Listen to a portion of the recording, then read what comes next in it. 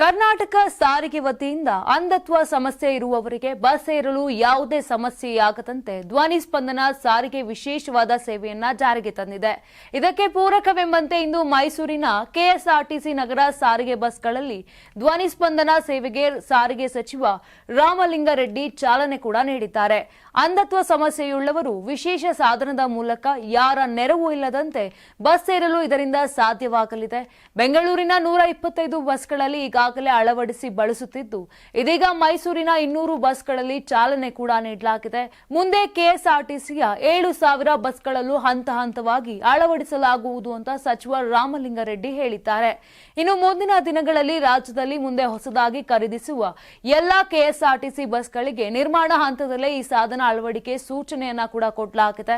ಇನ್ನು ಶಾಸಕರಾದ ಜಿಟಿ ದೇವೇಗೌಡ, ತಸ್ವೀರ್ ಸೇರ್, ಗ್ಯಾರಂಟಿ ಯೋಜನೆಗಳ ಅನುಷ್ಠಾನ ಸಮಿತಿ ರಾಜ್ಯ ಉಪಾಧ್ಯಕ್ಷೆ ಪುಷ್ಪ ಅಮರನಾಥ್, ಜಿಲ್ಲಾ ಸಮಿತಿ ಅಧ್ಯಕ್ಷ ಅರುಣ್ ಕುಮಾರ್ ಈ ಕಾರ್ಯಕ್ರಮಕ್ಕೆ ಸಾಥ್ ಕೂಡ ನೀಡಿದ್ದಾರೆ.